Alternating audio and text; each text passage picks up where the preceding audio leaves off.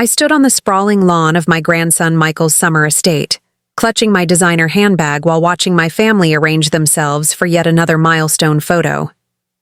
As they jostled for position on the elegant stone steps, not one of them, not even my own son, turned to include me. At 68, I had built a real estate empire from nothing, financed my children's educations, and quietly paid for this very house they were now posing in front of. Yet there I stood, invisible.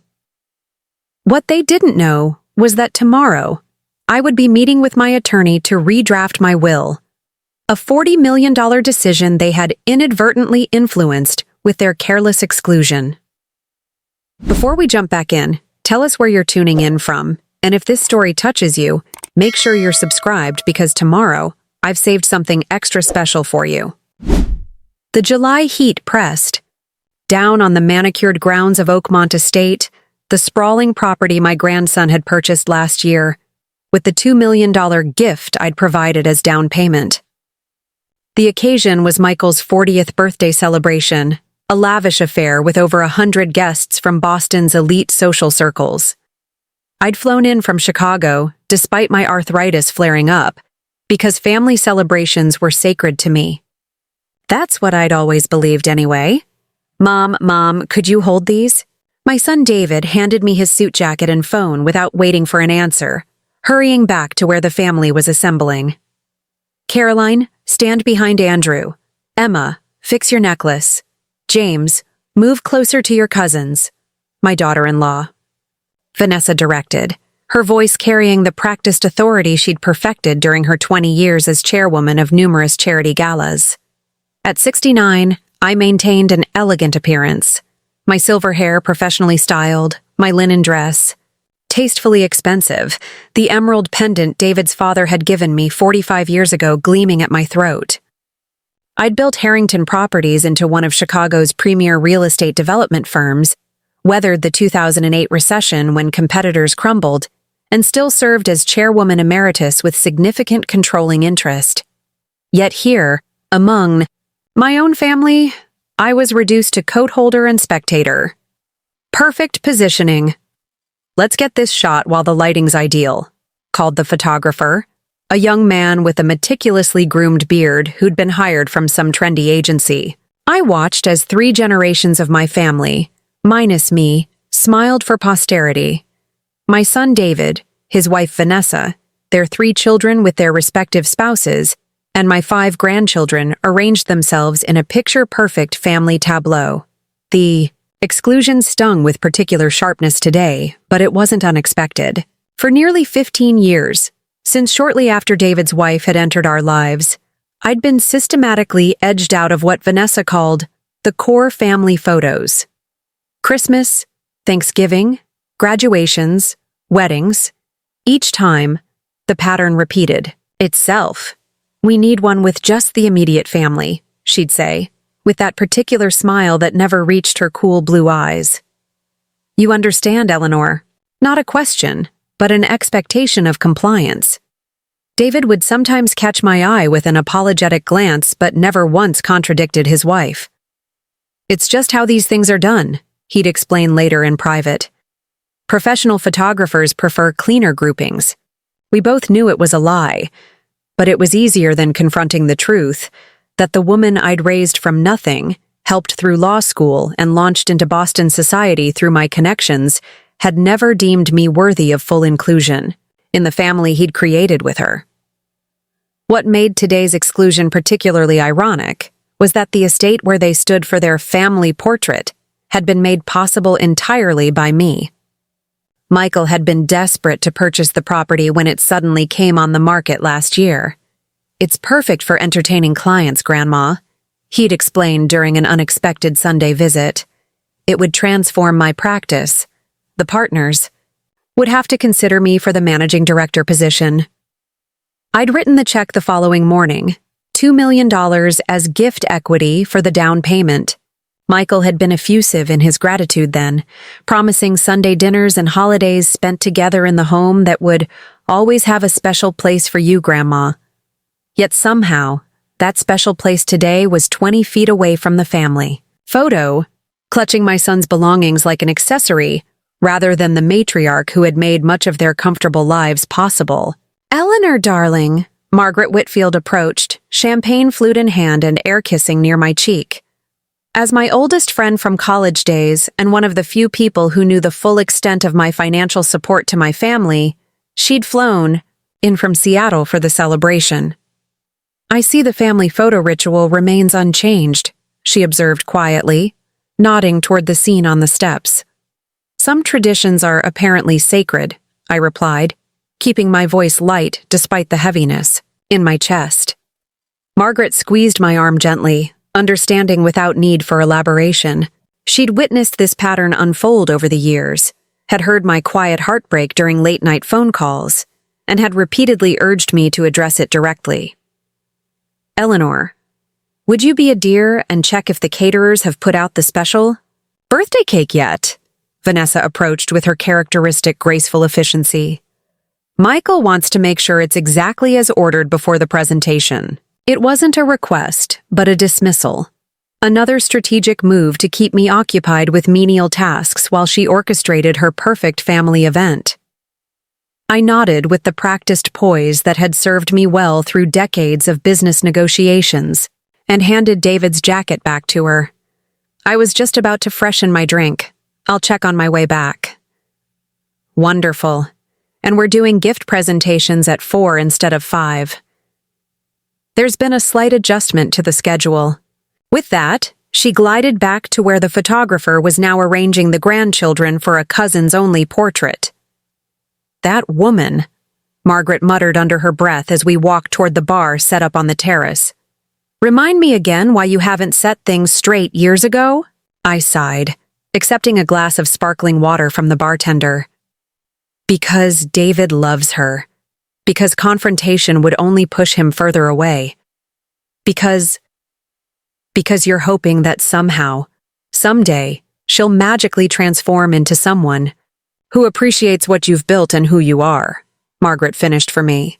"Eleanor, hope is not a strategy. Not in business, and certainly not in family matters." We paused by the rose garden I'd helped Michael select varieties for last fall.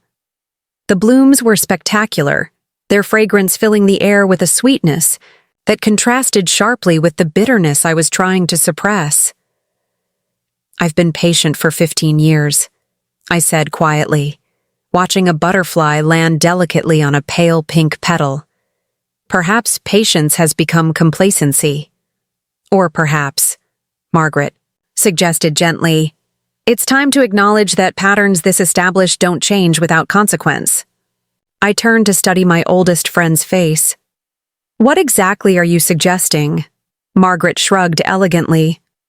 "Only that you've spent your life building security for a family that takes both it and you for granted.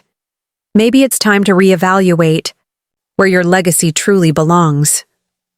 Before I could respond, my granddaughter Emma approached, her expression brightening when she saw me. At 24, she was the only one of my grandchildren who regularly called just to check in, who remembered my birthday without prompts from the family assistant, who genuinely seemed to value my presence in her life. "Grandma, I've been looking everywhere for you." She embraced me warmly, her floral perfume enveloping me in a cloud of youth and affection. "Have you been hiding from the chaos?" "Just catching up with Margaret," I explained, returning her hug. "You look beautiful, darling." "That color suits you perfectly," Emma beamed, twirling slightly in her emerald green dress. "I thought of you when I bought it. It matches your famous pendant." She nodded toward the necklace I wore. "Mom's been organizing photos for the last half hour. Did she forget to call you over?" The innocent question hung in the air between us. I saw the moment when Emma registered what had happened, her expression shifting from confusion to realization to embarrassment. "Grandma, I'm so sorry. I don't know why. I'll go tell her right now that we need to redo them with you." I gently caught her arm as she turned to leave. "It's all right, sweetheart. Don't make a scene. Not today. It's your brother's celebration." "But it's not right," she insisted, her young face flushing with indignation. Preparing and narrating this story took us a lot of time, so if you are enjoying it, subscribe to our channel. It means a lot to us. Now back to the story. You're the head of this family. Without you, half of us wouldn't even be here. This house wouldn't exist. Emma, I said softly, some battles aren't worth fighting in the moment. Trust me on this. She looked unconvinced but nodded reluctantly. At least come inside with me? Chef Marcel was asking if you'd like to see the soufflé before he serves it. He remembers you from that charity gala in Chicago last year and was thrilled to hear you'd be here. I smiled, genuinely touched by both the chef's consideration and my granddaughter's transparent attempt to include me in some aspect of the day's events. Lead the way, darling. As Emma linked her arm through mine, I caught sight of David watching us from across the lawn, a strange expression on his face, something between guilt and resignation. Our eyes met briefly before Vanessa appeared at his side, drawing his attention. Back to her with a hand on his arm and words I couldn't hear. Inside the sprawling kitchen, Chef Marcel greeted me with professional enthusiasm, proudly displaying the chocolate soufflé he'd prepared as a special addition to the elaborate dessert selection. I complimented his work sincerely, remembering how his culinary creations had been the highlight of the pediatric hospital fundraiser where we'd first met. Mrs. Harrington, it is always an honor, he said with a slight bow. Your grandson's home is magnificent, but I told him the true magnificence was that his grandmother would be enjoying my cooking again. Marcel exaggerates, I told Emma with a smile. But his soufflé is indeed worth a bit of exaggeration. After we left the kitchen, Emma hesitated in the hallway. Grandma, I need to tell you something, but you have to promise not to let on that I said anything. The seriousness in her tone caught my attention. Of course, sweetheart. What is it? Michael's in trouble, she said, lowering her voice though we were alone in the corridor. This whole party, it's not just a birthday celebration, it's image management. The firm is investigating some irregularities in client accounts, and he needs to appear stable and well-connected. That's why all these people are here, why he insisted on having it at the estate. I felt a chill that had nothing to do with the air conditioning. What kind of irregularities? Emma shook her head. I don't know details. I overheard him arguing with Jennifer last week. But it sounds serious, Grandma. Criminal serious. The implications settled heavily on my shoulders. My grandson, the charming, ambitious young man I'd supported through law school, had possibly crossed lines that no amount of family influence could erase. Thank you for telling me, I said quietly. I'll be discreet. There's more, Emma continued, her voice barely above a whisper now. Dad contributed to some kind of fund Michael set up for clients. A significant amount. He leveraged their house to do it. The revelation struck like a physical blow. David had remortgaged the home I'd helped them purchase 20 years ago. To participate in something potentially illegal. The recklessness of it, the sheer disregard for everything I'd tried to build for them, left me momentarily speechless. Grandma? Are you okay? Emma's concerned face swam back into focus. Yes, I managed. Just surprised.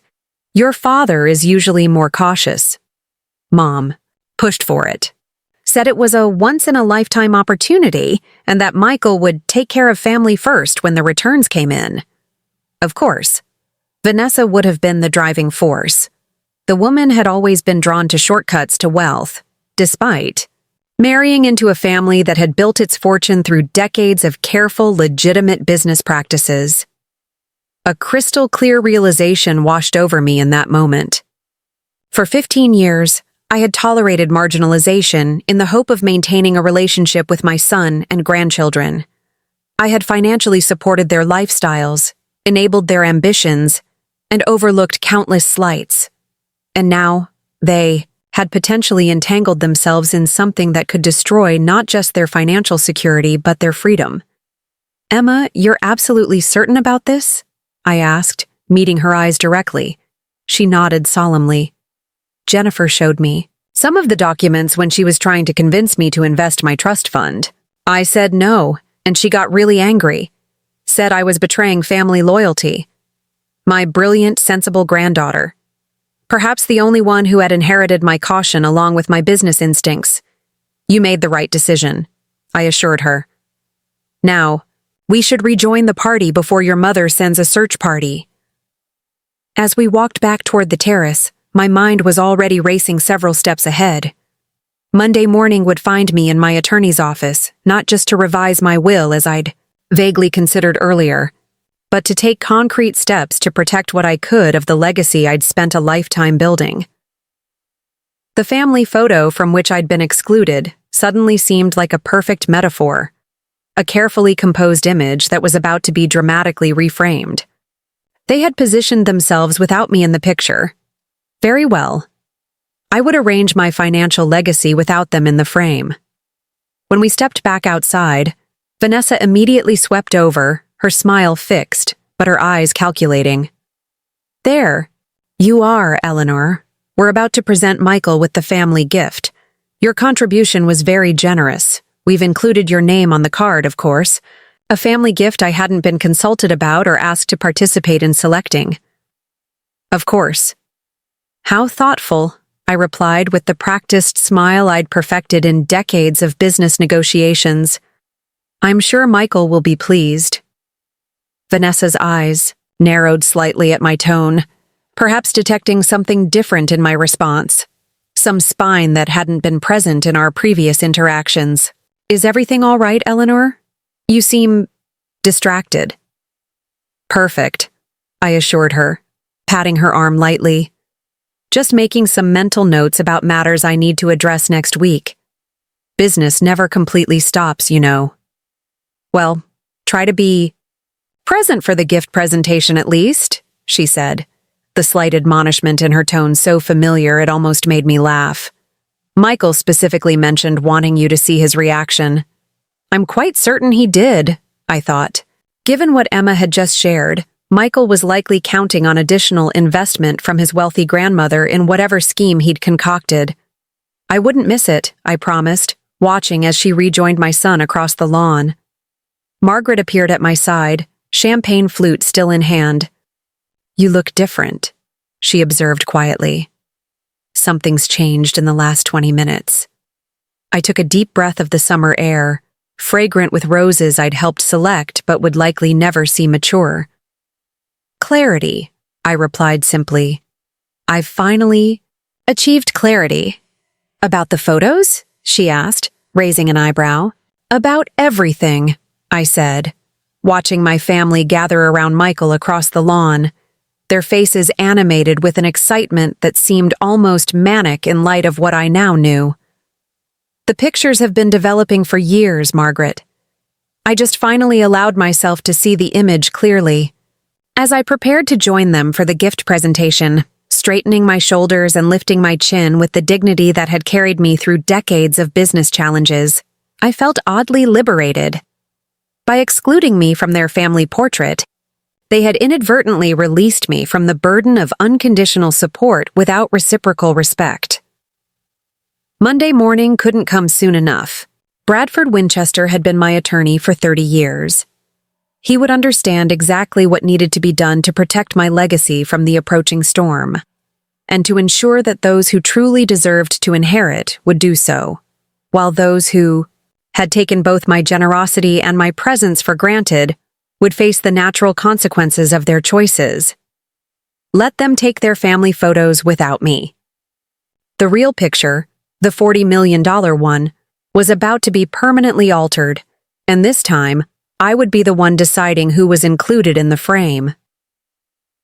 Bradford Winchester's office exuded old money and discretion, from the hand-knotted Persian rugs to the floor-to-ceiling bookshelves lined with leather-bound legal tomes. I'd been coming to this same corner office for 3 decades, through market crashes, expansions, divorces, and births. Brad had been there through it all, his steady legal counsel guiding Harrington Properties as it grew from a modest Chicago development firm to a Midwest powerhouse. "Eleanor, you're looking well," he greeted me, rising from behind his imposing mahogany desk. At 72, Brad remained sharp as ever, his silver hair and bow tie a comforting constant in an ever-changing world. Though I must say, your call yesterday sounded rather urgent.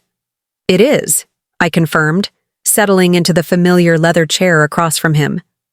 I need to make substantial changes to my estate plan, and I need to understand exactly what my grandson Michael might be involved in.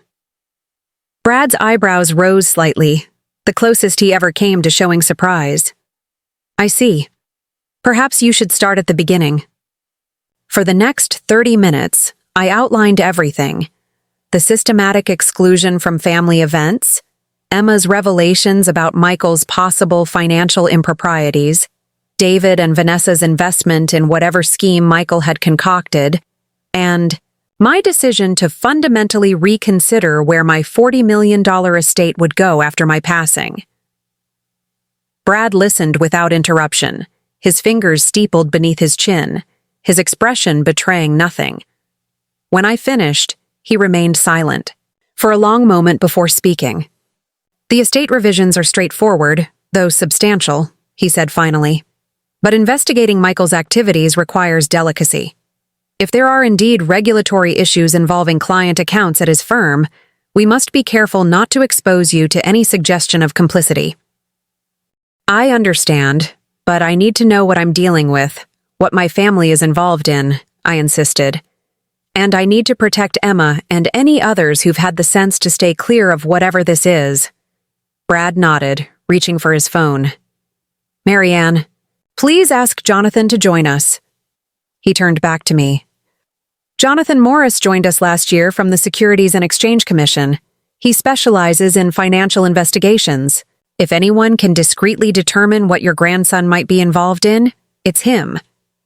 Within minutes, a trim man in his 40s with keen eyes and a precise manner entered the office.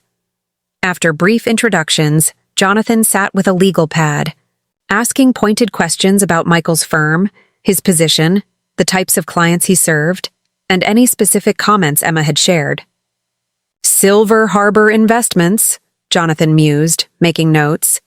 They specialize in high-net-worth client portfolios and have a particularly strong presence in real estate investment trusts. He glanced up. When did your granddaughter say these irregularities came to light?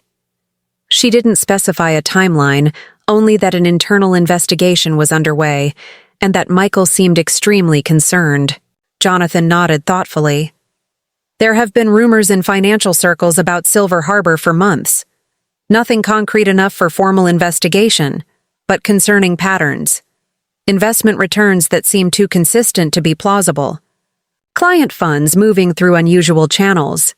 High-pressure tactics to bring in new investors, particularly from existing clients' family networks. My stomach tightened. That sounds like a potential Ponzi scheme, Jonathan confirmed grimly. Or something similar. I can't say definitively without access to their records, but the pattern fits. The implications struck me with physical force.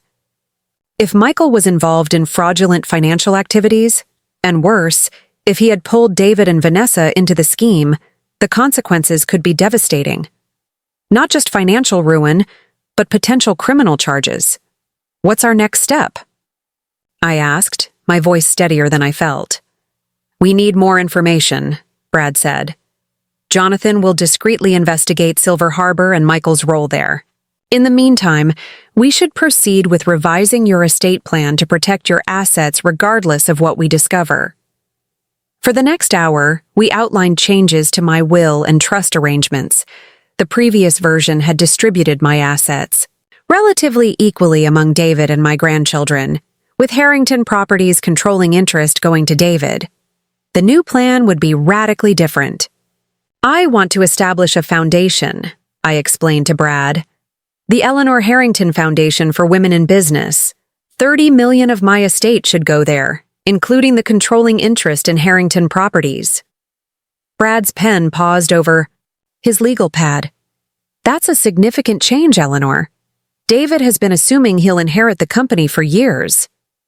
David has shown poor judgment in business, and worse judgment in standing up to his wife, I replied firmly. The company I built won't survive his leadership, especially with Vanessa's influence.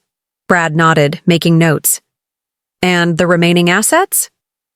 $5 million in trust for Emma, structured so her parents and brother cannot access it under any circumstances. The remaining $5 million to be divided among several charitable causes: the Chicago Symphony, Northwestern University's Scholarship Fund, and the Women's Shelter downtown. Nothing for David, Vanessa, Michael, or your other grandchildren? Brad clarified. I hesitated, feeling the weight of the decision. These were still my flesh and blood despite their behavior.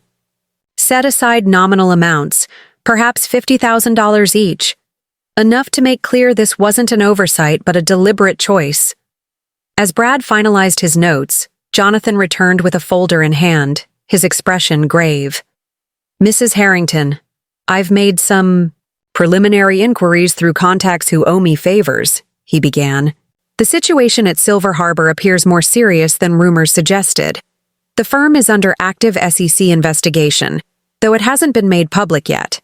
Several partners have already been questioned. Your grandson's name came up repeatedly. In my conversations, my hand tightened on the arm of my chair. In what context? As the architect of an investment fund called Oakmont Opportunities, Jonathan replied, watching me carefully. Does that name have significance? Oakmont. Like his estate, I murmured, the property I had helped him purchase.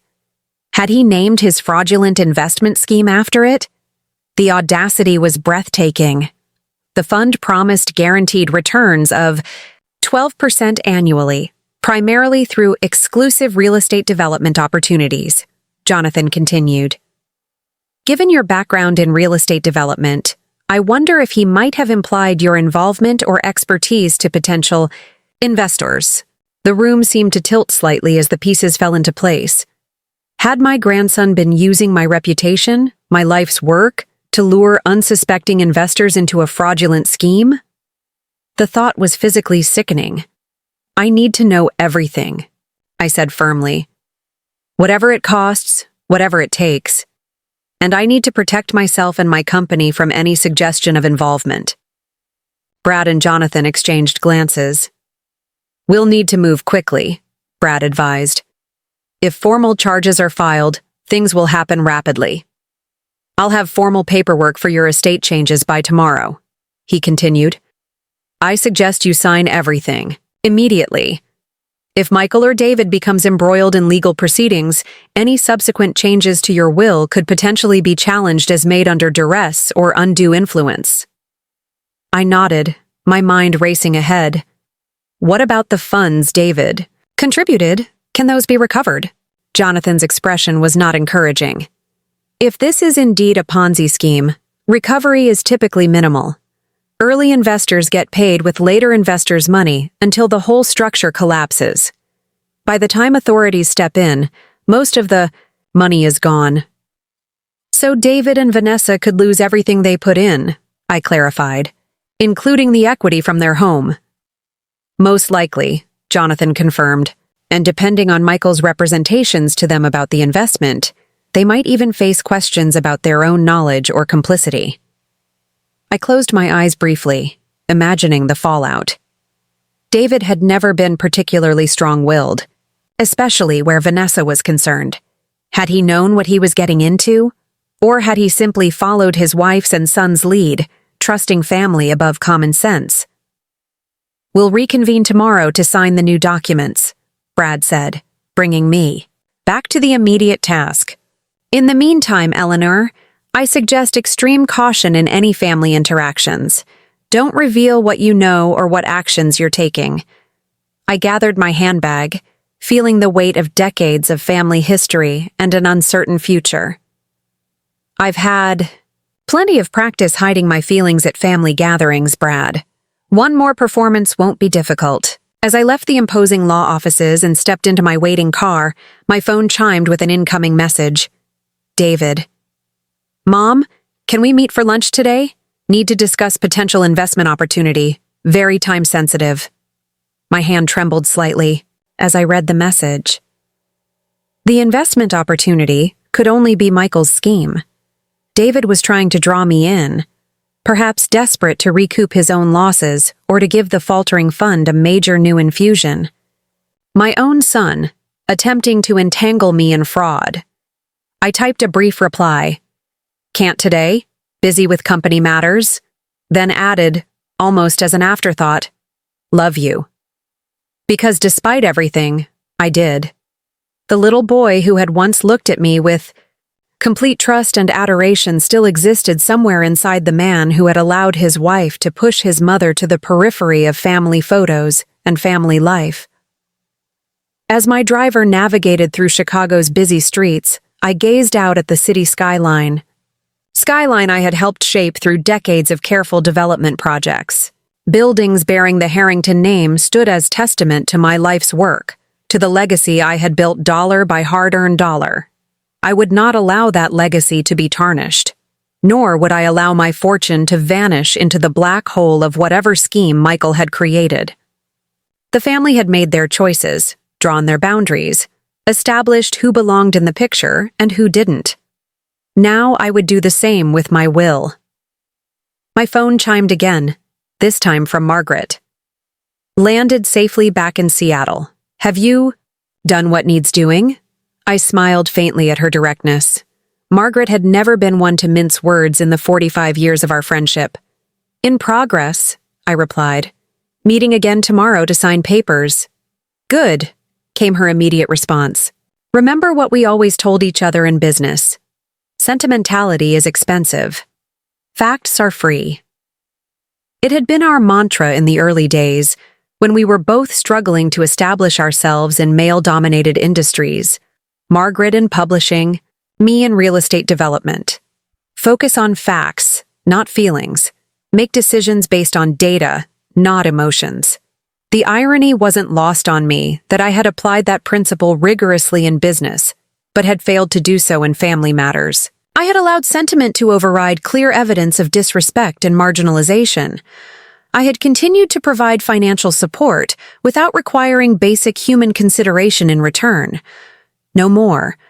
The changes to my will weren't merely a reaction to being excluded from photographs. They were a belated recognition of patterns established over 15 years, patterns that revealed the true nature of my relationship with David, Vanessa, and Michael. As the car pulled up to the Harrington Properties headquarters, I straightened my shoulders and lifted my chin. Inside this building, I wasn't the excluded mother-in-law or the overlooked grandmother. I was Eleanor Harrington, founder and chairwoman, emeritus, the woman who had built something from nothing through intelligence, perseverance, and unwavering focus. Tomorrow, I would sign the papers that would ensure my legacy continued in worthy hands, not those who had taken both my generosity and my presence for granted. Perhaps, when the dust settled and the true situation at Silver Harbor came to light, they would understand the connection between their choices and mine. Perhaps they would finally see that family, like fortune, must be tended with care and respect to endure, or perhaps they wouldn't. Either way, my decision was made. They had left me out of the family photo. I would leave them out of the will. Fair exchange, though at $40 million, perhaps not so equal after all. 3.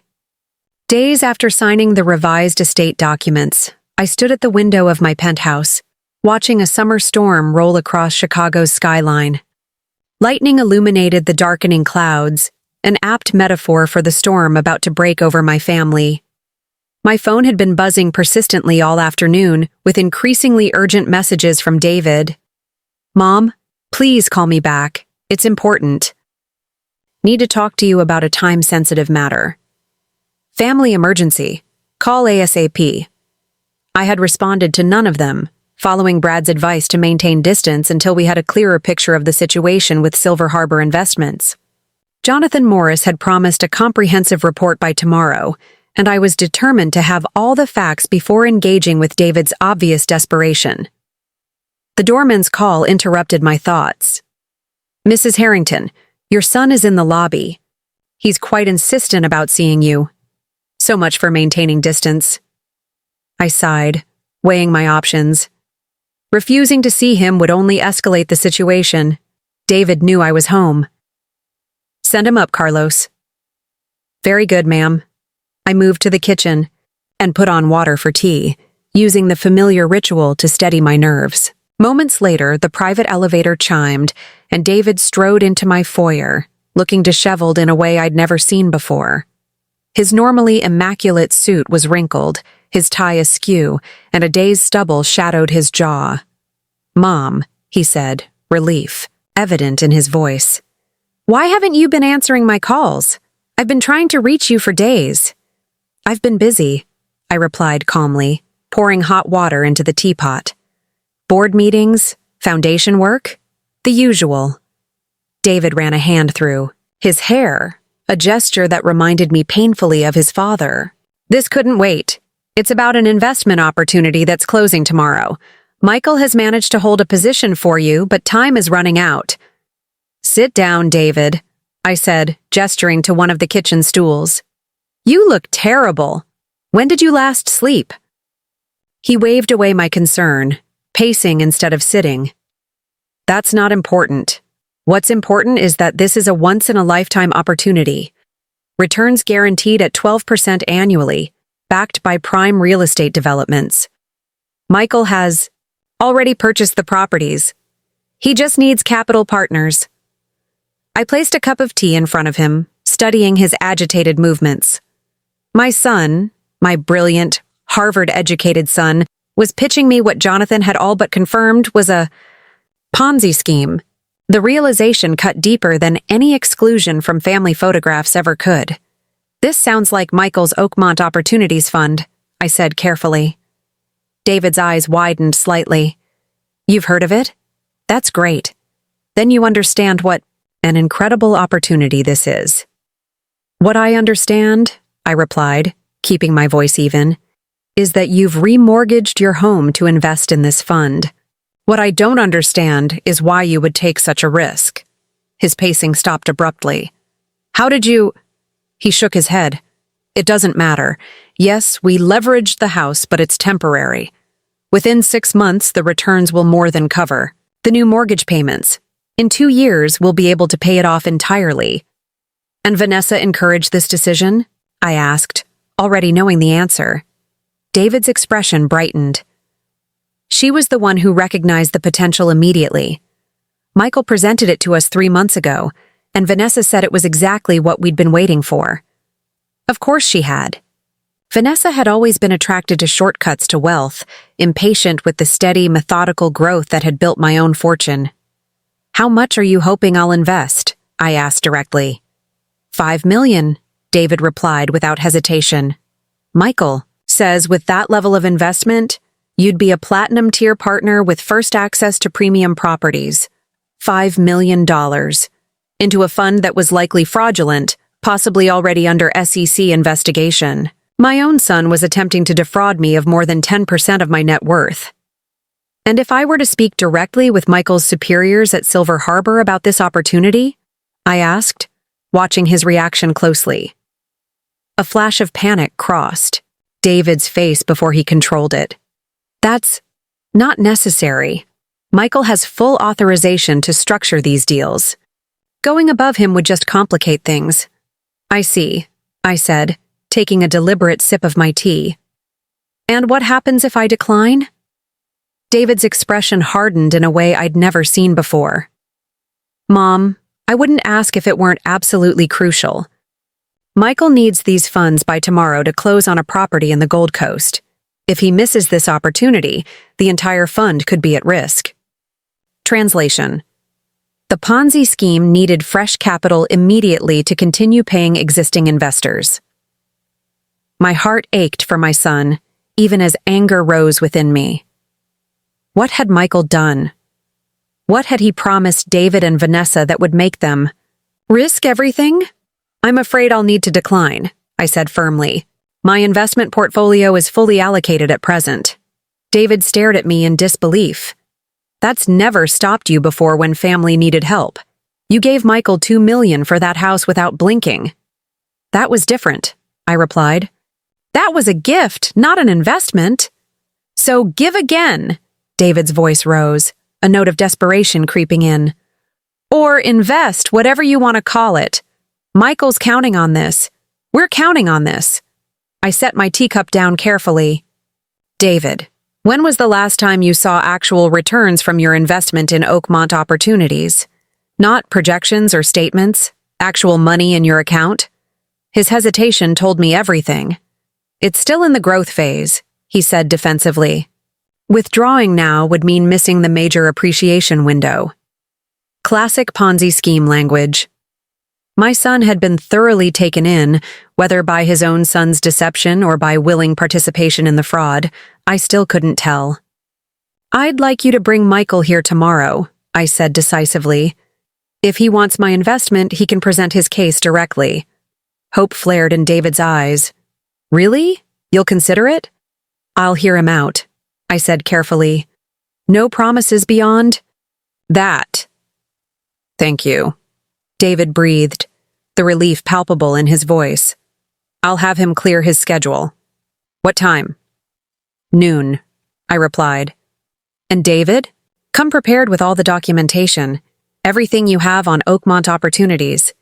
If I'm considering $5 million, I need complete transparency. After he left, I immediately called Brad and Jonathan, updating them on this new development. Jonathan's response was grave. This confirms our suspicions, Eleanor. The fund's desperation for immediate capital suggests they're struggling to make payments to existing investors. Classic death spiral of a Ponzi scheme. And now we have evidence of active solicitation, Brad added. This strengthens our position. Should there be any questions about your estate changes? What about tomorrow's meeting? I asked. Should I cancel? No, Jonathan said thoughtfully. This is actually an opportunity. With your permission, I'd like to attend. Not openly, but perhaps as your financial advisor. Hearing directly how Michael pitches this scheme could provide valuable evidence for authorities. The plan was quickly arranged. Jonathan would arrive early and pose as my investment manager. Brad would join remotely, listening in while I confronted my grandson about his fraudulent scheme. Sleep eluded me that night as I wrestled with the implications of what tomorrow would bring. The confrontation would likely fracture my relationship with David and Michael permanently. Yet allowing them to continue down this path would only lead to greater disaster, financial ruin, possible criminal charges, destruction of the family I had sought to build and protect. By morning, Jonathan had sent over a detailed dossier on Silver Harbor Investments and the Oakmont Opportunities Fund. The evidence was damning. Client funds had been diverted to purchase luxury properties held in shell companies controlled by Michael and two senior partners.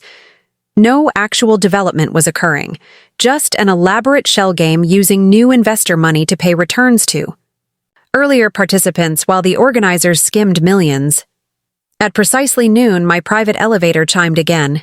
David entered first, followed by Michael, both dressed in impeccable suits that couldn't quite conceal their tension.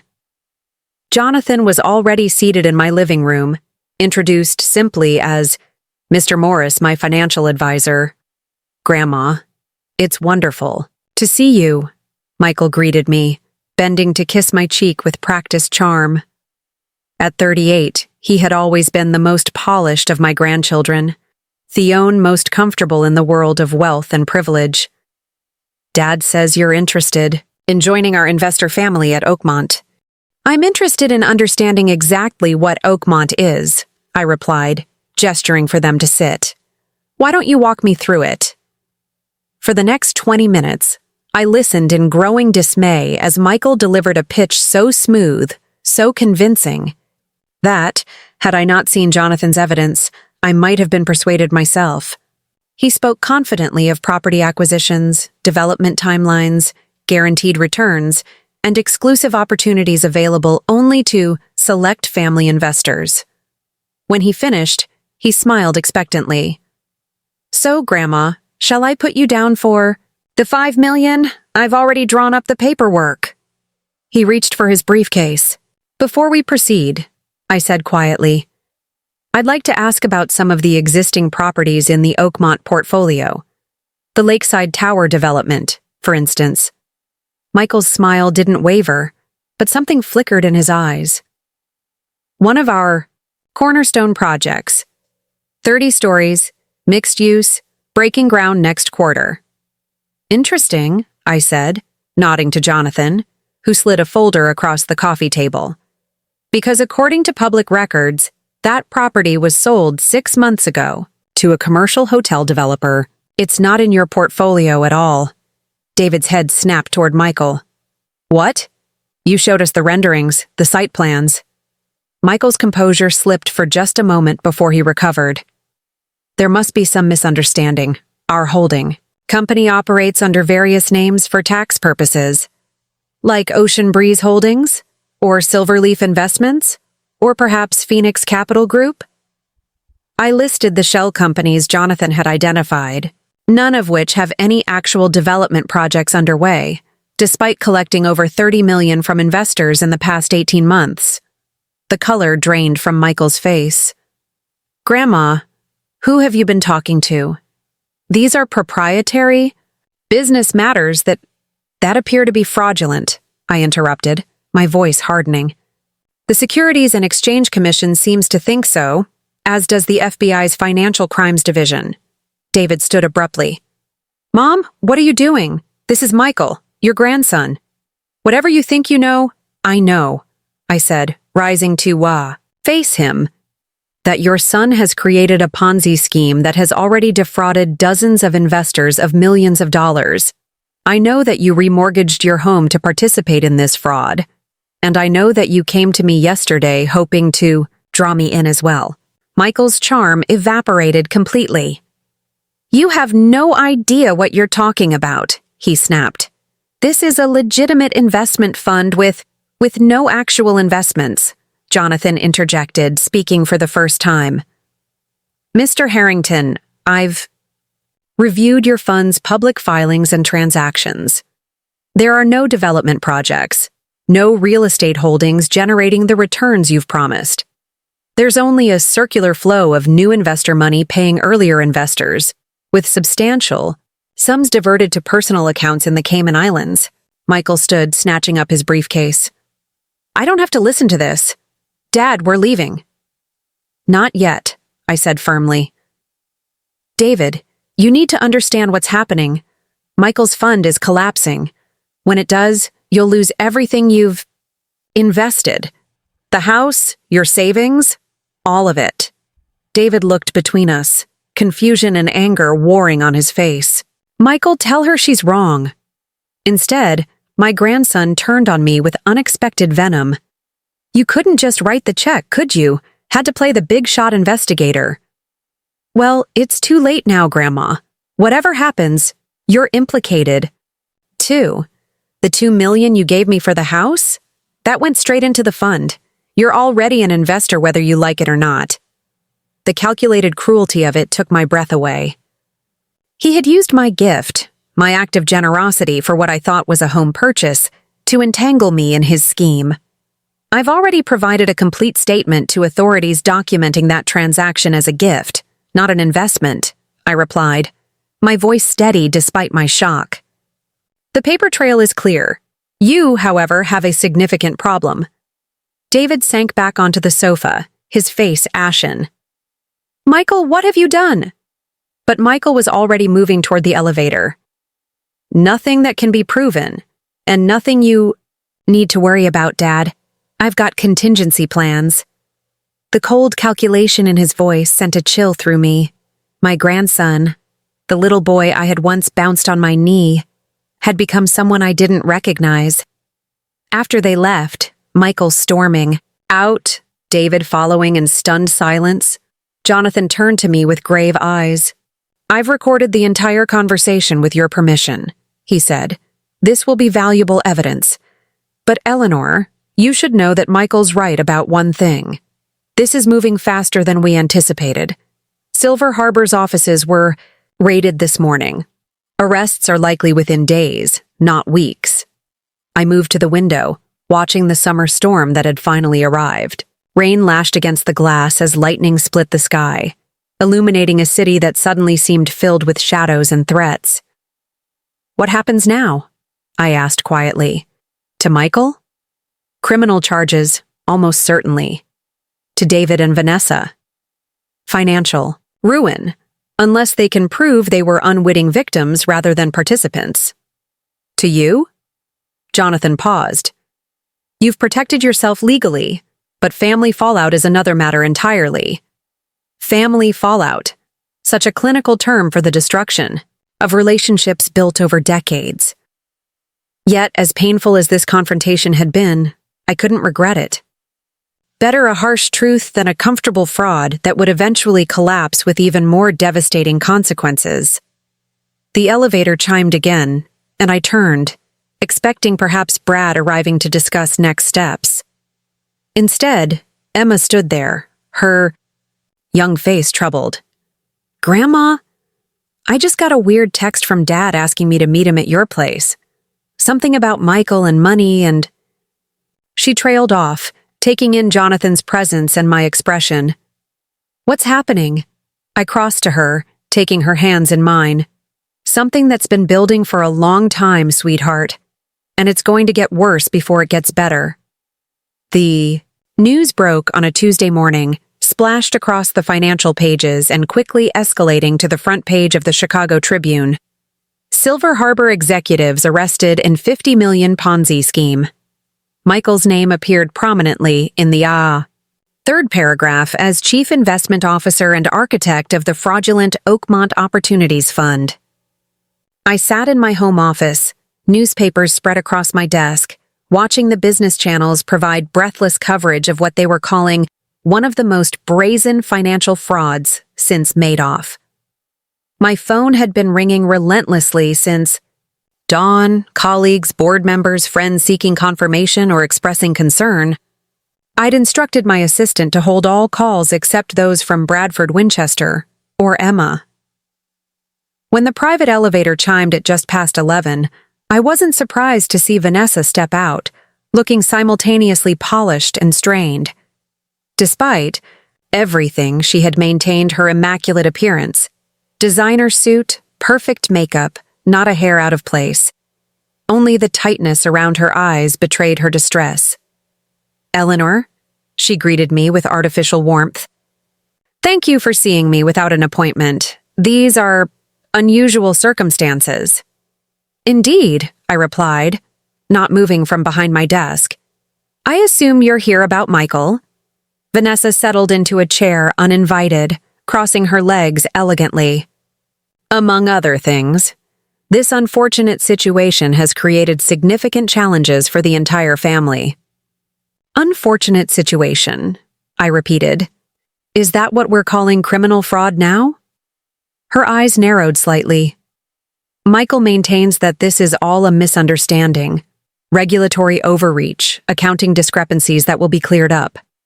6. "Arrests and $50 million in missing investor funds suggests otherwise," I observed. Vanessa waved this away as if it were a minor inconvenience. "Which brings me to the purpose of my visit. Michael's legal team requires a substantial retainer, $2 million, immediately." The audacity was breathtaking. "And you've come to me because—" "Because you're family," she replied smoothly. "And because David and I have been financially impacted by this temporary setback." I studied her carefully, looking for any sign of shame, remorse, or even basic awareness of the gravity of the situation. There was none. In Vanessa's world, this was merely an inconvenient obstacle to be navigated with someone else's money. "Where is David?" I asked. Something flickered across her perfect features. "He's not handling the publicity well. His doctor has prescribed something to help him rest." Translation: My son was sedated, possibly having a breakdown, while his wife coolly solicited funds for their criminal son's defense. "And the house?" I pressed. "The one you remortgaged to invest in Michael's scheme?" Vanessa's composure slipped, momentarily. "The bank has begun foreclosure proceedings. Another reason we require immediate assistance. $2 million for Michael's defense, plus $3 million to save the house and manage living expenses until this blows over. $5 million. The exact amount they had tried to extract from me for the Ponzi scheme, now repackaged as family emergency funding. No, I said simply. Excuse me? Vanessa blinked, genuinely surprised. No, I repeated. I will not provide funds for Michael's legal defense, nor will I bail out you and David from the consequences of your financial decisions. Vanessa leaned forward, her voice dropping to a confidential tone that we were supposed to share as family. Eleanor, I don't think you understand the implications. If Michael accepts a public defender, it weakens his position considerably, and if David and I lose the house, the social ramifications would be devastating. Our position in Boston society. Your position in Boston society is the least of my concerns right now, I interrupted. Michael defrauded dozens of innocent people. He tried to defraud me, and you and David were either willing participants or willfully blind to what was happening. Vanessa's mask of civility slipped completely. So this is about revenge, is it? Because we didn't include you in a few family photos. Because David chose me and our children over his mommy's feelings. The petty cruelty of it, reducing years of systematic exclusion and disrespect to a few family photos, might have wounded me once. Now it merely confirmed the rightness of my decisions. This is about consequences, I corrected her. Something you, David, and Michael have seemingly never had to face before. That changes now. She stood abruptly. David was right. You've changed. Become hard, vindictive. No, I countered, rising as well. I've simply stopped enabling behavior that should never have been acceptable in the first place. There's a difference. Vanessa gathered her designer handbag, her knuckles white with anger. When you're alone in your final years, with no family around you because of your selfishness, remember this moment. Remember that you chose money over your own flesh and blood. When you're visiting your son in prison because you encouraged his worst instincts instead of teaching him integrity, remember that you chose status over truth, I replied evenly. And Vanessa, I've revised my will. None of you will receive a penny of my estate. The fortune that could have secured your family's future for generations will now fund scholarships for deserving young women in business.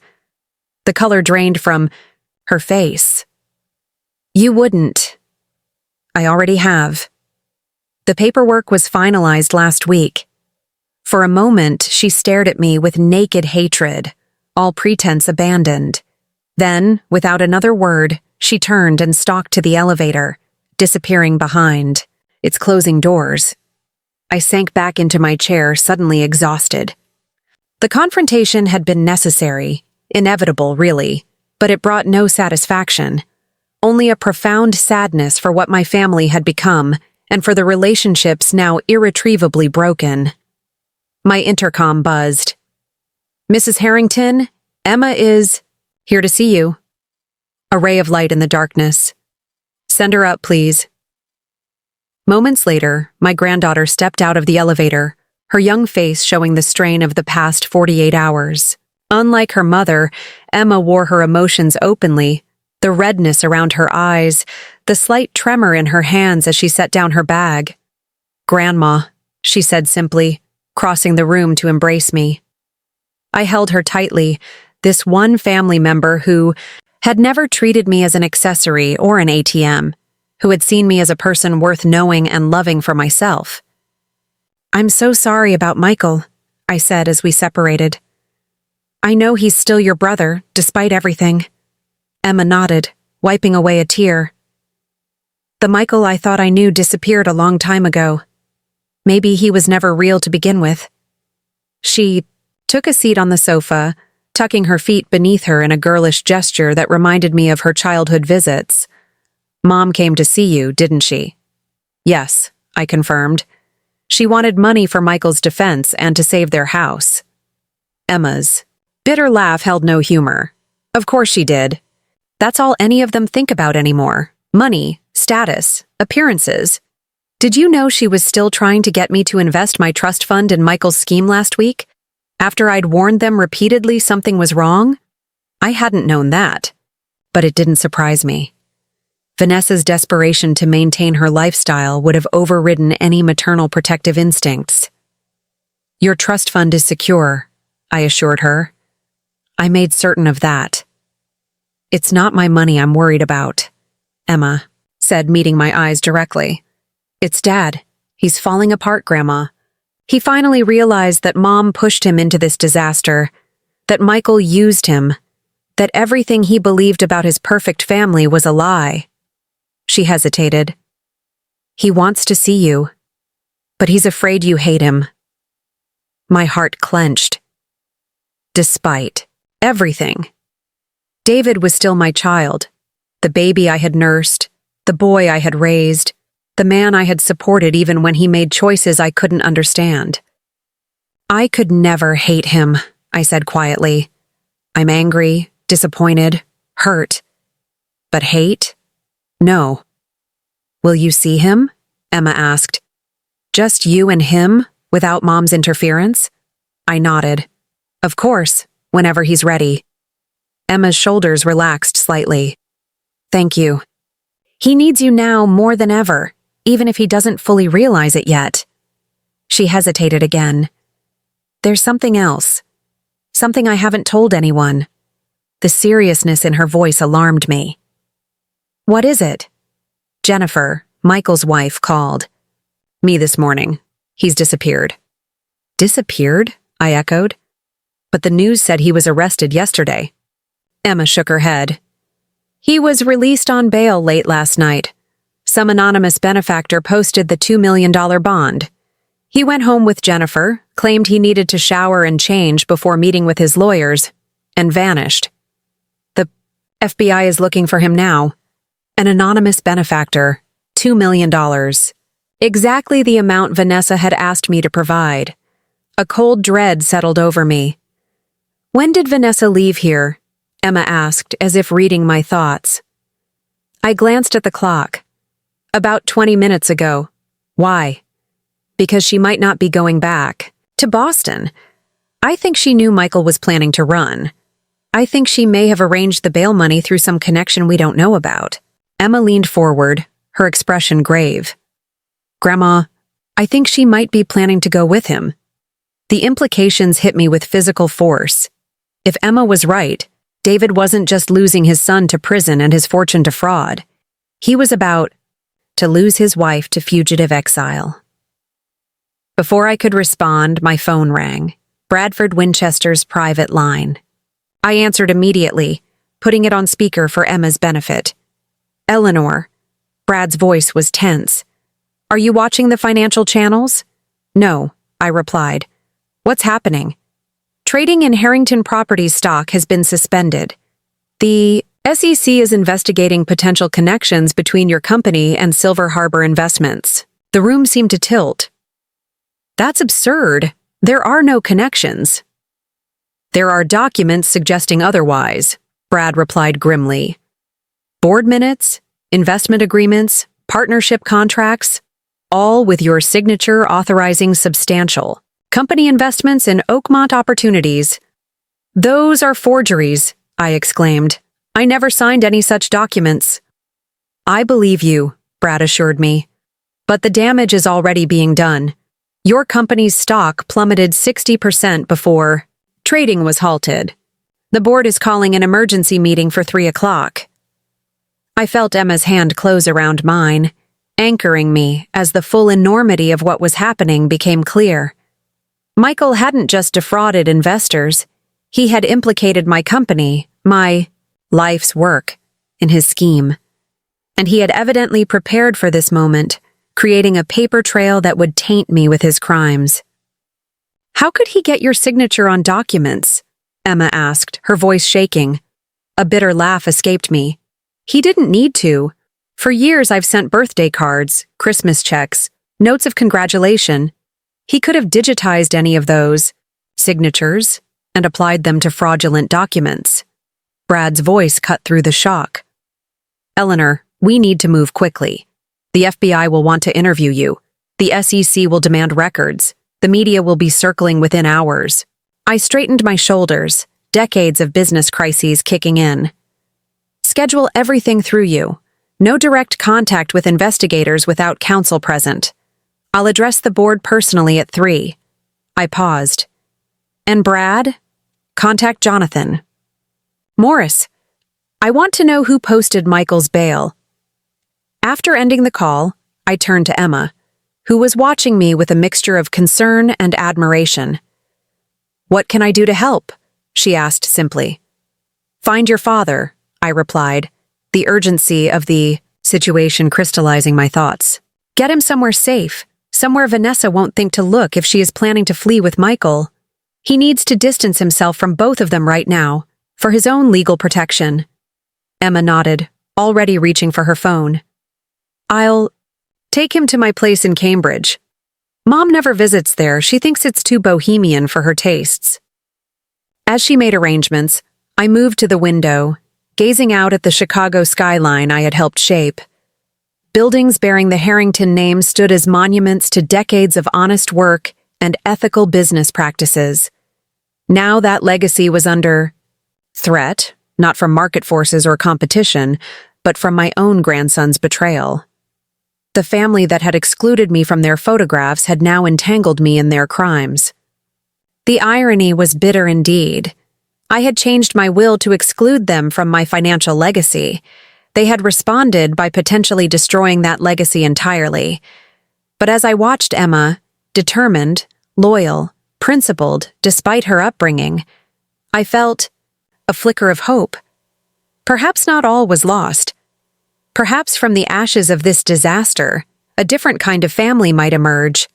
Smaller, humbler, but built on honesty rather than appearances. I turned from the window with newfound resolve. The coming days would bring investigations, public scrutiny, potential financial ruin. But I had rebuilt from nothing once before. I could do it again if necessary, this time with Emma by my side. And perhaps eventually, a chastened and wiser David as well. The family photo album of the future might look very different from the one Vanessa had so carefully curated. But it would at least reflect truth rather than illusion. And in the end, that was the only legacy worth preserving. 3 weeks after Michael's disappearance, I stood before the Harrington Properties Board of Directors in our 48th floor conference room. Through floor-to-ceiling windows, Chicago's skyline provided a dramatic backdrop as I prepared to fight for my company's survival. The 14 board members, men and women I had personally selected over the years, watched me with expressions ranging from skepticism to outright hostility. The independent forensic accounting firm has completed its investigation, I announced, sliding folders across the polished table. As you'll see in their report, there was never any actual investment of Harrington funds in Oakmont Opportunities or any Silver Harbor entity. The documents suggesting otherwise were sophisticated forgeries. Patricia Daniels, who had been pushing hardest for my resignation since the scandal broke, barely glanced at the folder. This isn't just about financial exposure, Eleanor. It's about reputation. Our stock has lost 40% of its value. Lenders are questioning our creditworthiness. Regulators are scrutinizing every transaction we've made in the past 5 years. All because of the actions of your grandson, added Robert Chen, another longtime board member.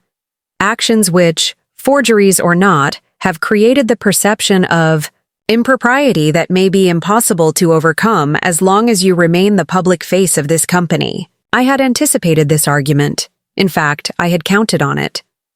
You're absolutely right, I said, surprising them all.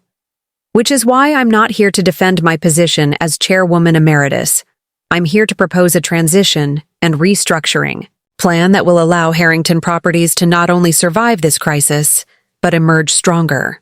For the next 30 minutes, I outlined a comprehensive strategy, one that would remove me from operational involvement while preserving the company's core assets and direction. When I finished, even Patricia looked thoughtful rather than combative. You've, clearly put considerable thought into this. Robert acknowledged. But I'm curious. If you step down as planned, who do you envision taking the helm? Your son David would normally be the logical successor, but given his connection to this situation, I'm not proposing David, I replied. I'm proposing Emma. Harrington. A murmur ran through the room. My granddaughter was well known to the board. She had interned at the company during college and had occasionally attended corporate events. But at 24, with only 2 years of professional experience at a smaller development firm, she seemed woefully unprepared for executive leadership. Emma has completed her MBA from Northwestern with distinction, I continued before objections could solidify. She has worked in our industry, understands our business model, and most importantly, has demonstrated impeccable judgment and integrity throughout this crisis. She would not assume the role alone, of course. I propose a 3-year transition, period, with Samuel Turner as executive chairman and mentor. Samuel, our current COO and my most trusted lieutenant, nodded from his seat at the far end of the table. We had discussed this plan extensively over the past week, refining it until we were both confident it could succeed. The market would respond positively to Samuel's elevation, Patricia conceded.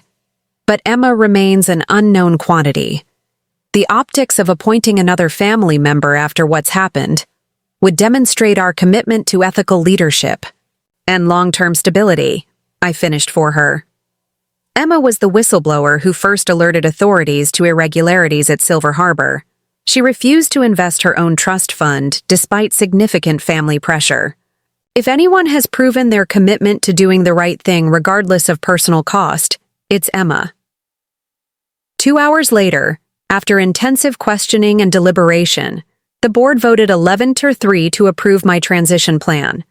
As we adjourned, Robert approached me privately. "That was masterfully done, Eleanor," he said quietly.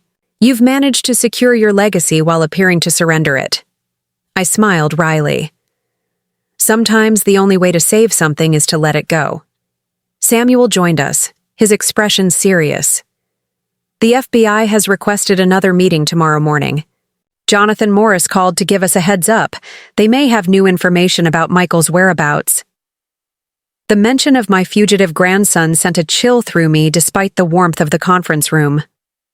Michael had vanished without a trace the night of his arrest, along with Jennifer and, as Emma had predicted, Vanessa. Their disappearance had become a media sensation, with speculation ranging from suicide to elaborate escape plans involving plastic surgery and false identities. David, devastated by his wife's abandonment and his son's crimes, had retreated to Emma's Cambridge apartment, emerging only for necessary interviews with federal investigators. His health had deteriorated rapidly, the emotional shock compounded by the sudden withdrawal from anxiety medications Vanessa had apparently been giving him for years, without his full understanding of their addictive properties. "I'll be there," I assured Samuel, gathering my papers. "But first I need to visit David. Today's news about the company might help lift his spirits." An hour later, I sat in Emma's modest living room, watching my son struggle to process everything I'd told him about the board meeting and transition plan. At 58, David looked 20 years older, his once robust frame gaunt, his hands trembling slightly as he set down his teacup. "You're really stepping down?" he asked, disbelief evident in his voice. "After everything you've built?" "Transitioning," I corrected gently. "It's the right move for the company, and frankly, for me. 70 is approaching faster than I care to admit." David shook his head slowly. "And Emma taking over eventually. It's what you always wanted for me, isn't it? To follow in your footsteps, run the company you built." The quiet regret in his voice broke my heart. "It was one possibility," I acknowledged. "But everyone creates their own path, David. Maybe yours simply wasn't meant to run through Harrington Properties." He laughed bitterly. "My path seems to have run straight into a dead end. No wife, no son, no career, no home. Quite an impressive collection of losses for 2 months' work." "You haven't lost everything," I said firmly. "You haven't lost Emma. You haven't lost me. And while your home may be gone, you'll always have a place to live." David looked up sharply. "You can't seriously be suggesting I move in with you. I'm almost 60 years old, Mom." "I was thinking more along the lines of the guest house at my Lake Geneva property," I replied. "Private entrance, separate living space, but close enough that we could have dinner together occasionally, when you're ready." His eyes filled with tears, the first I'd seen since this nightmare began. "After everything that's happened, everything I allowed to happen, you'd still do that for me?" "You're my son," I said simply. "That hasn't changed." Before he could respond, Emma burst through the front door, her face flushed with excitement or agitation. I couldn't immediately tell which. "Grandma! Dad! You need to see this right now!" She grabbed the remote and turned on the television, quickly finding a news channel. "Breaking news in the Silver Harbor investment fraud case," the anchor was saying.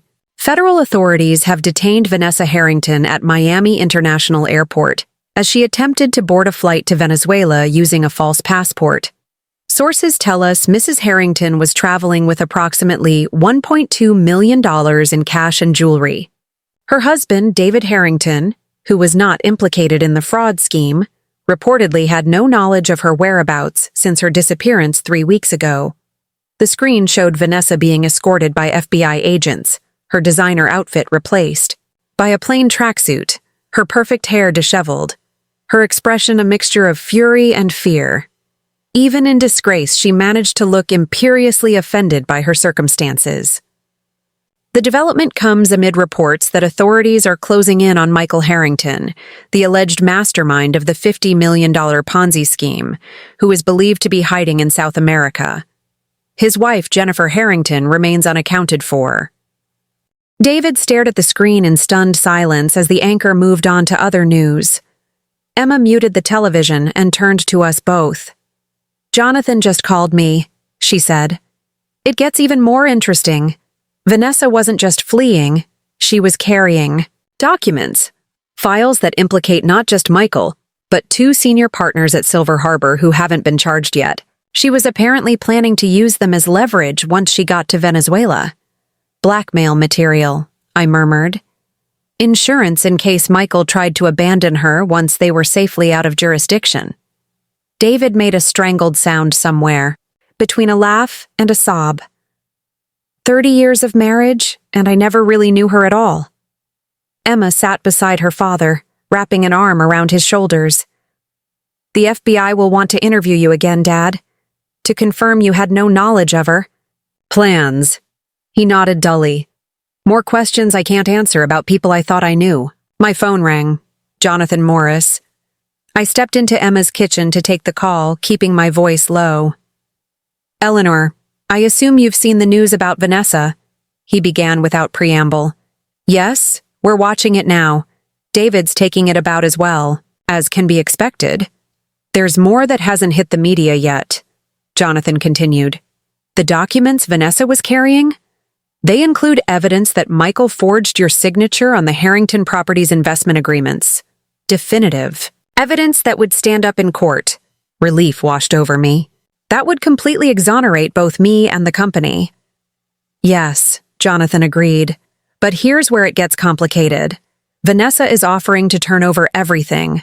Documents, offshore account information, Michael's current location, in exchange for a deal." My grip tightened on the phone. "What kind of deal?" "Minimal jail time, obviously, but also financial security. Specifically, she's asking for $5 million in a trust that can't be touched by lawsuits or restitution claims. The exact amount she had requested from me weeks ago." The audacity was breathtaking. "And who exactly does she think would provide these funds?" I asked, though I already knew the answer. "You," Jonathan confirmed. "She's specifically requesting the money come from you, not from recovered assets or any other source." I glanced back toward the living room where Emma was still comforting David. "My son, manipulated, betrayed, and abandoned by the woman he had chosen over his own mother's feelings for 3 decades. The woman who had systematically excluded me from family photographs while depending on my financial generosity. The woman who had helped push my grandson toward crimes that now threatened everything I had built. "Tell the prosecutors I'll consider it on one condition," I said finally. "I want to meet with Vanessa first, face to face." The following morning, I sat in a sterile federal building interview room, waiting. Jonathan had arranged the meeting through his contacts, though he clearly thought I was making a mistake. "She'll try to manipulate you," he had warned. "It's what she does." "I've been dealing with manipulative people my entire career," I had assured him. "This time, I'll be prepared." The door opened and Vanessa entered, escorted by a female marshal who remained by the door. Gone were the designer clothes and perfect makeup. In their place was a standard-issue jumpsuit and a face stripped of artifice. She looked older, harder, but no less calculating as she took the seat across from me. "Eleanor," she greeted me with a ghost of her former poise. "I'm surprised you came." "Are you?" I asked mildly. "You specifically requested $5 million. From me. It seemed reasonable we should discuss the terms." A flash of hope crossed her features before she controlled it. "Then you're considering the arrangement." "I'm considering many things," I replied, "including why you thought I would help the woman who encouraged my grandson to commit fraud, who supported my son's descent into addiction, and who systematically worked to exclude me from my own family for 15 years. Vanessa leaned forward, dropping the pretense of social niceties. "Because you're practical, Eleanor. The documents I have will completely clear your name and your company's reputation. Without them, the cloud of suspicion could hang over Harrington Properties for years, destroying the value of everything you've built." "A compelling argument," I acknowledged. "Yet I find myself wondering why I should reward your betrayal with the very sum you originally came to extort from me for Michael's defense." Her eyes narrowed. "Because I can give you Michael. His exact location, his travel plans, the identities he's using. With what I know, the FBI could have him in custody within 72 hours. The offer hung in the air between us. My grandson, however, corrupted he had become, delivered to justice by his own mother's betrayal. The final, grotesque distortion of family loyalty in a saga already defined by its absence. "You know," I said conversationally, "when Emma first told me you had likely fled with Michael, I was actually impressed. I thought, at least she's standing by her son, however misguided that loyalty might be. But you were never planning to stand by him, were you? You were planning to use him, just as you've used everyone else." Vanessa's mask slipped completely. "Don't pretend to moral superiority, Eleanor. You've already changed your will to disinherit your own son and grandchildren. How is that different from what I'm doing?" "The difference," I said quietly, "is that I changed my will to protect my legacy from people who had already betrayed my trust. You're betraying your family for money, and that's something I could never do, however much they hurt me." I stood, gathering my handbag. "You'll hear from my attorneys about my decision. In the meantime, I suggest you consider what kind of life you're bargaining for. $5 million buys comfort, but not companionship, not reputation, not family. Trust me. I know exactly how hollow wealth can be when you're surrounded by people who value it more than they value you." As I turned to leave, Vanessa called after me, desperation crackling through her composed facade. "You need what I have, Eleanor. Without those documents, your company will never fully recover." I paused at the door, looking back at the woman who had worked so hard to exclude me from the family narrative she controlled. Perhaps, but some prices are simply too high to pay, even for a businesswoman like me. 1 year to the day after Michael's arrest, I sat on the terrace of my lake, Geneva Estate, watching the autumn leaves drift across the expansive lawn. The lake shimmered in the distance, catching the late afternoon sunlight. So much had changed in 12 months, Some endings, some beginnings, all of it necessary. "Tea's ready," David said, emerging from the house with a tray. At 59, my son looked healthier than he had in years. The gauntness had given way to a leaner but stronger physique, the result of daily lakeside walks and therapy sessions that had helped him process the cascading betrayals of his wife and son. "Perfect timing," I replied as he set the tray on the table between us. "Emma just texted. Their flight landed on schedule. They should be here within the hour." David nodded, his eyes brightening at the mention of his daughter. The conquering hero returns. "Did she say how the London negotiations went?" "Successfully, of course." I smiled, pouring the tea. The Manchester Property Group signed the full development package. Harrington Properties' first major European venture is officially underway. "She's remarkable," David said, genuine pride in his voice. 25 years old and already closing international deals that seasoned executives couldn't manage. The transformation in our relationship over the past year had been gradual but profound. David had initially moved into my guest house as a temporary measure, broken and adrift.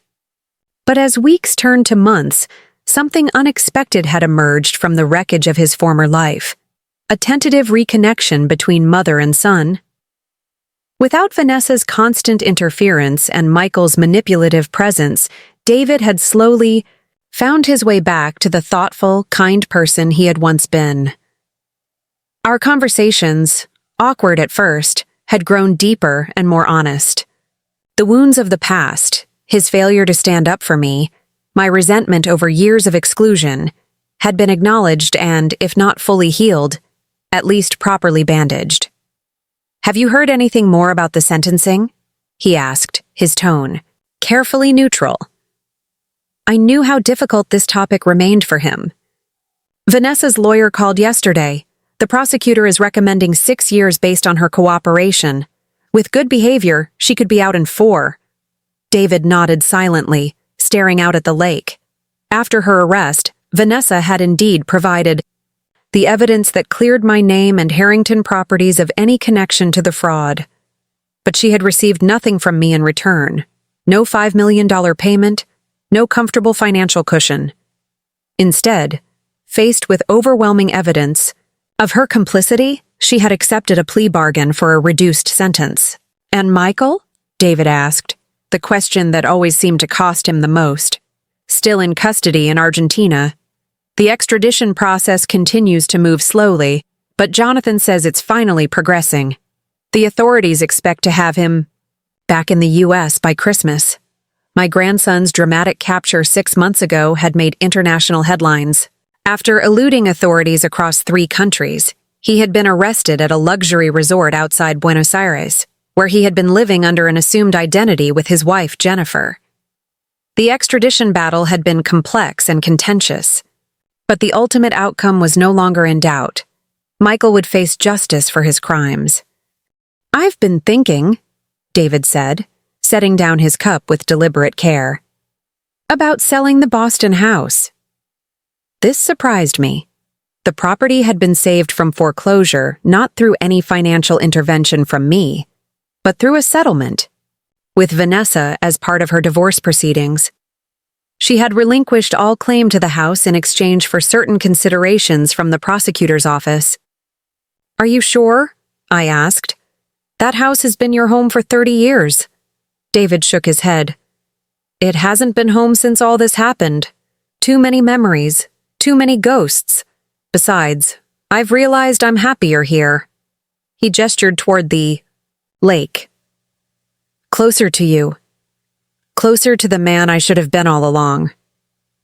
Before I could respond, the sound of tires on gravel announced an arrival. Moments later, Emma appeared around the side of the house, her professional travel attire contrasting with her joyful smile as she rushed onto the terrace. "Success!" she declared, bending to kiss my cheek before embracing her father. "The Manchester Group signed absolutely everything. Samuel is ecstatic." "We never doubted you for a moment," I assured her, noting how she practically vibrated with triumphant energy. But you must be exhausted. International negotiations followed by a transatlantic flight? Emma laughed, dropping into a chair and helping herself to tea. I'm running on pure adrenaline. I'll crash later, but right now, I want to celebrate with my two favorite people. As she launched into an animated account of the London meetings, I studied her with quiet pride. In 1 year, she had evolved from promising MBA graduate to respected executive, earning the board's trust through intelligence, integrity, and unwavering commitment. Samuel Turner had been an ideal mentor, but Emma's success was entirely her own achievement. "Oh!" she exclaimed suddenly, reaching for her bag. "I almost forgot. I brought something to show you both." She pulled out a glossy corporate magazine, one of those publications that circulate among industry insiders, showcasing major deals and profiling key players. "Page 38, she said, sliding it across the table. I opened to the indicated page and found myself looking at a full-page feature titled, "The Harrington Legacy, 3 Generations of Excellence." The accompanying photograph showed Emma, Samuel, and me standing together in the Harrington Properties lobby, all of us smiling with professional confidence. "They interviewed me about the Manchester deal," Emma explained, but then decided to expand it into a profile of the company's transition. "The photographer insisted you be included, Grandma. Said the story wouldn't be complete without showing where it all began." I ran my fingers lightly over the image, a corporate photograph where I was not only included, but positioned center stage, acknowledged as the foundation upon which everything else had been built. "It's a good picture," David observed, looking over my shoulder. "They captured something true about both of you." "About all of us," Emma corrected, pulling out her phone. "Which reminds me of something else I've been meaning to show you." She swiped through her photo gallery and handed me the phone. On the screen was a candid shot taken here at the lake house a few months earlier. David and me sitting on the dock at sunset, caught mid-conversation, our expressions relaxed and genuine. "I've been collecting these," Emma explained. "Real moments. Not posed, not artificial. Just us being an actual family." She swiped to show more images. The 3 of us at Christmas dinner, David and me engaged in a fierce chess match, Emma and I laughing in the kitchen. "I'm thinking of having a photo book made," she continued. "Something small just for us. A record of what we've built this past year." "I'd like that," David said softly, his eyes suspiciously bright. "Very much." As the conversation shifted to plans for dinner, I found myself reflecting on the extraordinary journey of the past year. The family that had once excluded me from their carefully curated photographs had imploded under the weight of their own deceptions. The fortune I had built, which they had taken for granted, remained intact but redirected. My revised will, the document that had so enraged Vanessa, remained unchanged. $30 million would still establish the Eleanor Harrington Foundation for Women in Business. $5 million would fund Emma's trust. Various charitable causes would receive their designated portions. But I had made one significant addition. David, whom I had initially planned to disinherit completely, would now receive the Lake Geneva property and a modest trust of his own. Not the controlling interest in Harrington Properties that had once been his birthright, but enough to ensure his comfort and independence. He had lost his wife to prison, his son to criminal greed, his home to painful memories. But in the process, he had found his way back to the mother he had once disregarded and the daughter who had never lost faith in him. Together, we had created something I had never expected to find at this stage of life. A family defined by genuine connection rather than obligation or appearances. As twilight descended over the lake, Emma proposed a toast. To the Harrington legacy, not what we build, but who we become. I raised my glass, meeting David's eyes across the table, acknowledging without words how far we had traveled from that summer day, when I stood excluded from a family photograph, clutching my son's jacket while seething with quiet hurt. they had left me out of the family photo. I had left them out of the will. But in the space created by those mutual exclusions, something authentic had finally been allowed to grow. Smaller than the family I had once envisioned, perhaps, but infinitely more real. And that, I realized, as we clinked glasses in the gathering dusk, was a legacy worth more than $40 million could ever purchase. Up next, you've got 2 more standout stories right on your screen. If this one hits the mark, you won't want to pass these up. Just click and check them out. And don't forget to subscribe and turn on the notification bell so you don't miss any upload from us.